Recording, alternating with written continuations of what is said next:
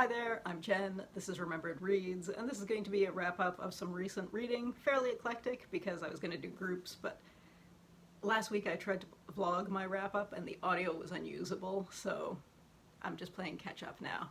First off, I'll mention a book that I was planning to read for Caribathon. I think I may have even posted on Instagram that I was going to be reading this, and I just got to it too late for that, and that is Shani Mootoo's Polar Vortex. This is a piece of CanLit, so if you follow the Canadian book prizes, this was on the Gill shortlist, or was one of the finalists, I think is the terminology they use. And it was on topic for Caribathon because Shani Mootoo and one of the three characters in this book are of Trinidadian family backgrounds. Polar Vortex is a domestic drama, and I am not a big fan of domestic dramas, but I was willing to try this despite that because it does have a bit of a different setting. A lot of the domestic dramas you see are usually 30-something Anglo couples in either the US, New England area, or else in the UK in a university town, or they're from London but they go out to the seaside.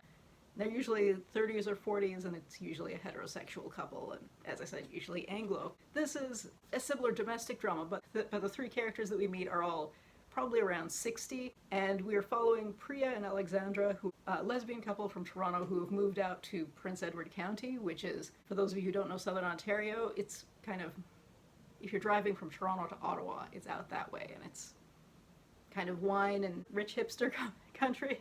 And Priya and Alexandra are both artists. Priya is a painter, and Alex is a writer who's going off to have writing retreats on the side.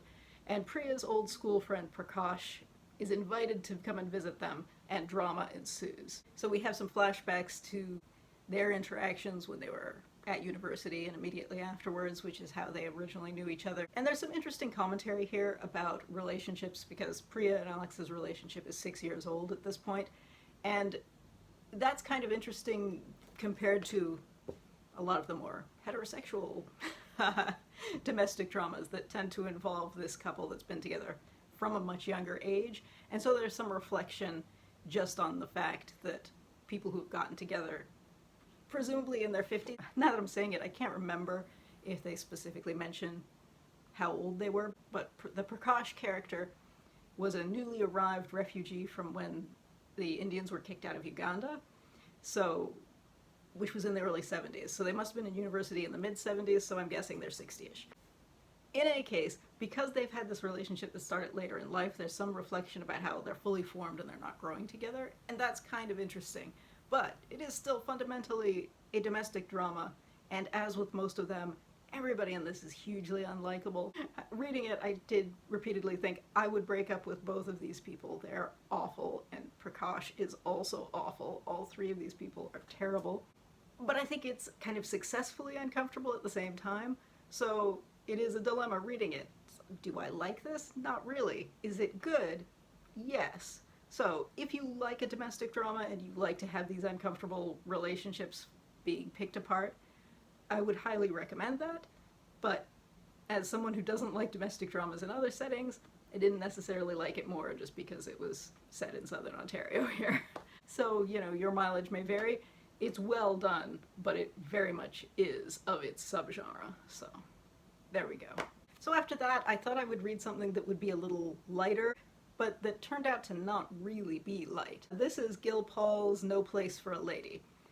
This is published by Avon, which is normally a publisher of genre romance, but that's not what this is. This tells the interweaving stories of two British sisters who during the Crimean War both end up in the Crimean, one as a nurse and one because she was following her husband, and that was basically one of the last wars when women did that, followed their husbands to the front. Tragedy and drama ensues. The sister who's a nurse has essentially half of a story that is a traditional work of historical fiction in the book club, discuss an issue type. So we follow her. She meets Florence Nightingale, she meets Mary Seacole, she meets various historical military figures, and then eventually at the midpoint her story kind of flops into being a traditional romance in the genre style.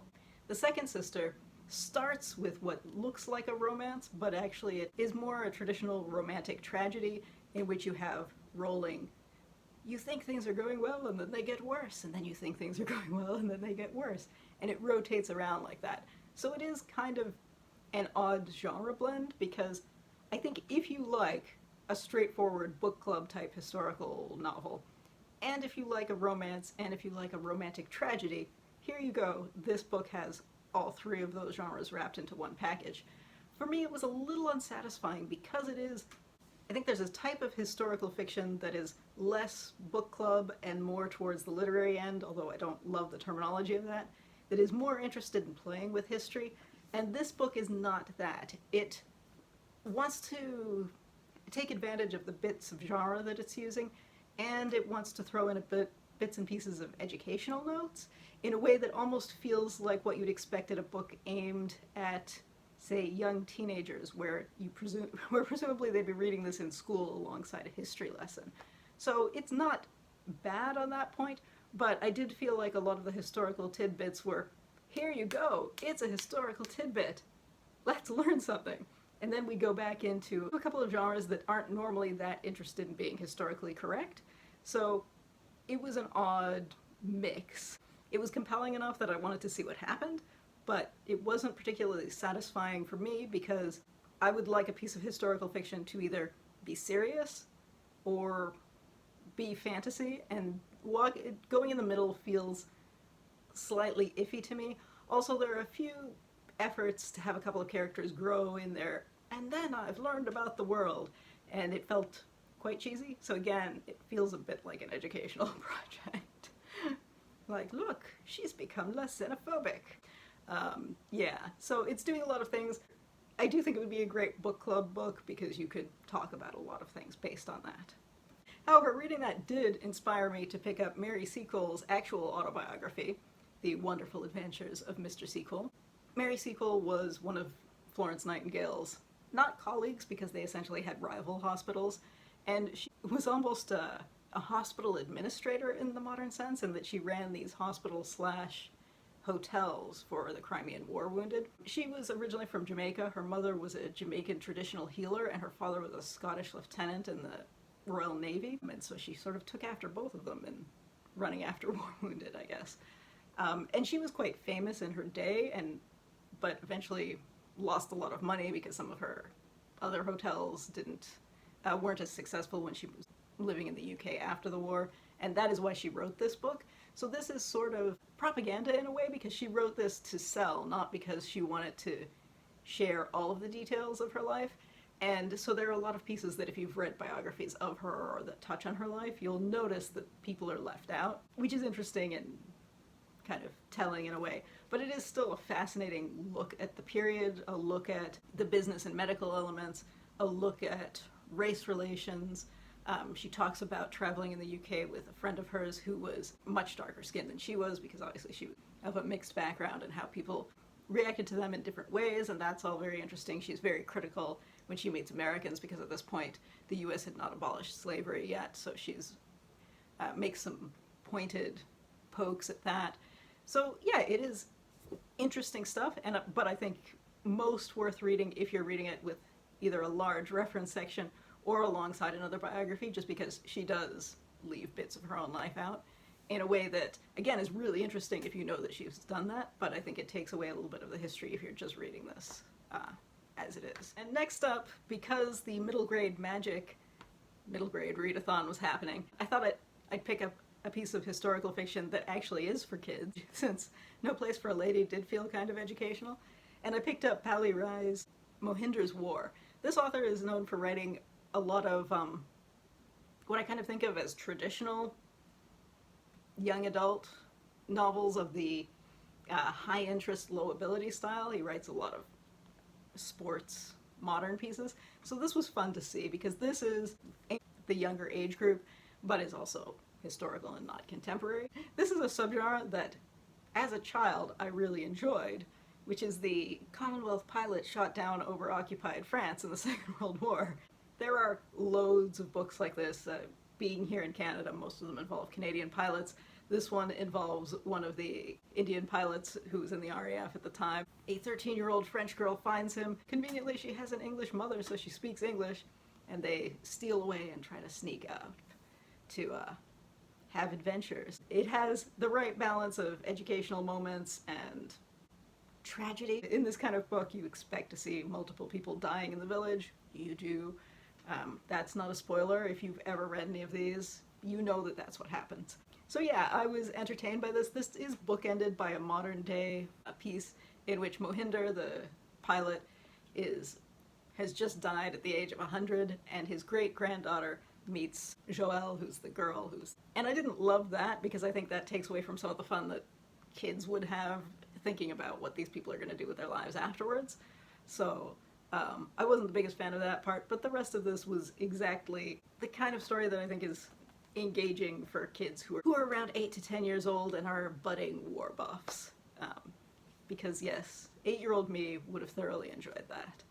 And then finally I read some essay collections, one of which is an illustrated essay collection. This is Meichi Ng's Barely Functional Adult. She had a blog of the same name. It basically details everything from having pet frogs to working for Google and discovering that your dream job isn't your dream job. I would say if you were a fan of, say, Sarah Anderson's comics, of Debbie Tung's comics, of Ali Bosch, hyperbole in half, her. This is very similar. In tone to all of those, it's very, haha, isn't this recognizable?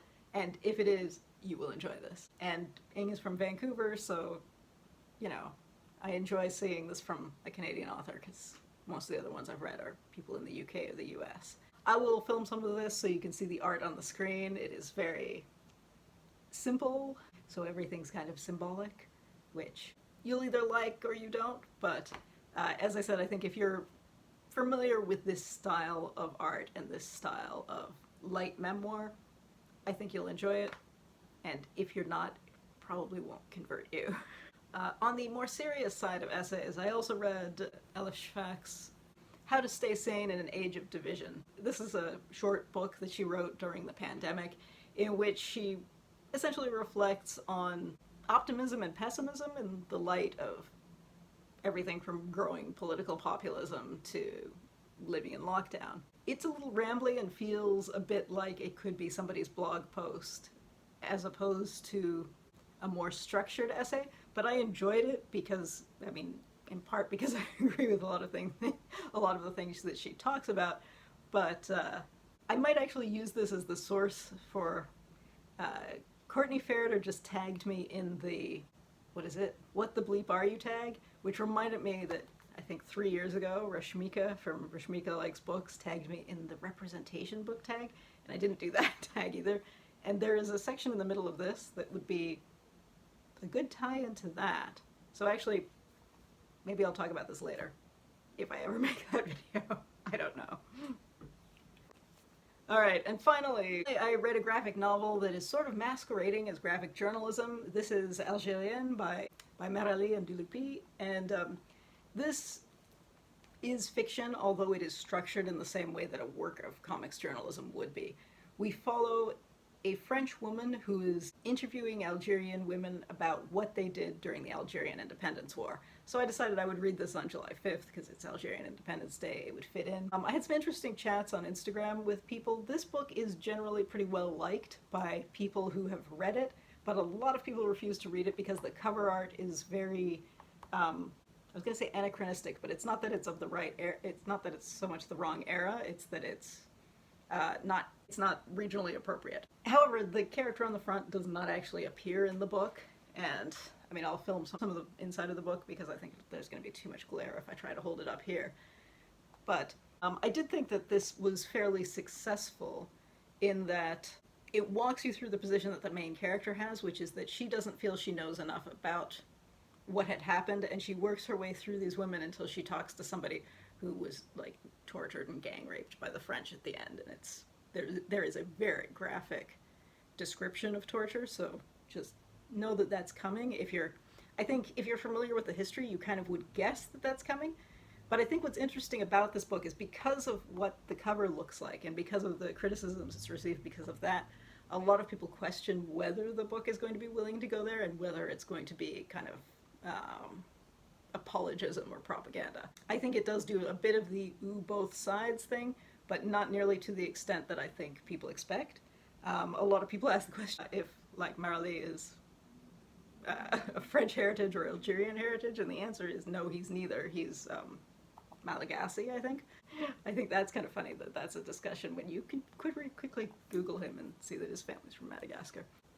In any case, it's very well drawn, but yeah, the cover has really turned off a lot of people from even reviewing it. So yeah, this is definitely a book where I think the marketing and the publisher did it a disservice in a not insignificant way.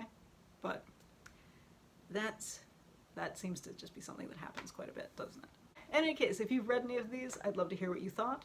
And yeah, that's it for now. Ciao.